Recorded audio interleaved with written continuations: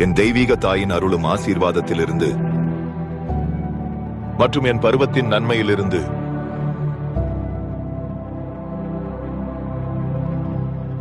முக்சமத்தி விசம் மிகச் சக்தி வாய்ந்த ராஜாவாக மாறிவிட்டார்.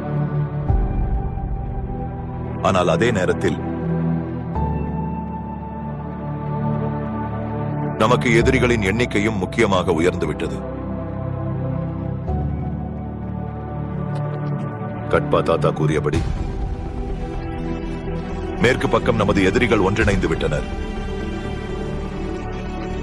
தக்ஷனில் இது கடுமையாக உள்ளது. இப்போது ரகசிய சர்ச்சைகள் அதிகரிக்க வேண்டும் மற்றும் நமது எல்லா தோழர்களான ராஜர்களையும் தகவல் கொடுக்க வேண்டும். ஏனென்றால் போரின் அடையாளங்கள் காணப்படுகின்றன. சத்ரு எவ்வளவு கூட மட்டும் கூடினாலும் சரி, மகேந்திர பாகுபாதிக்கு இடம்பெறுவதற்கு முன் அவர்கள் என்னையும் என் படைகளையும் மோதிக்கொள்ள வேண்டும். மற்றும் ஆம், தேவையான போது நமக்கு ஒரு பழைய நண்பனும் உள்ளான். அவன் தேவையை முன்னிறுத்தி நமக்கு உதவலாம். எப்போது எங்களுக்கு உதவி தேவைப்படும் போது அவர் நிச்சயமாக எம்முடனும் உதவ வருவார். காபூலில் மிகவும் பெரிய மற்றும் சக்தி வாய்ந்த ஆயுத வணிகராக ஷேக் அஸ்லம் கான் அறியப்பட்டவர்.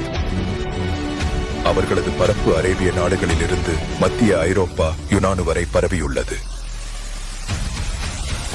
ஆகையால் ஏன் தாமதத்தில் இருக்கிறது தாத்தாவே? உடனடி செய்தியை உடனே அனுப்பப்படட்டும். மேலும் இந்த நாய காலத்தில் அவர்கள் எங்களை ஆதரிப்பதற்கு கேட்டுக்கொள்ள வேண்டும் மற்றும் மாற்றாக அவர்களுக்கு தேவையான எதையும் நாங்கள் தருவோம். அவர் தனியாக ஒரு தோளுக்கு சமமாக உள்ளார். அவர் மிகவும் பெரிய போர் வீரர் என்பதாவது அவர் தனியாக 100 கை கொண்டவர். போர் மைதானத்தில் முன்னெடுப்பதற்காக தோளின் வலிமை போதாது, மூலோபாயம் மட்டும் தேவை. கவலைப்பட வேண்டாம் மகேந்திரா. எங்கள் சதர் மக்சிமதி அவர்களின் தோளின் முன் 2 நாட்களும் நிற்க முடியாது. இந்த போரில் நம்முடைய காரணம் பலவீனம்தான்.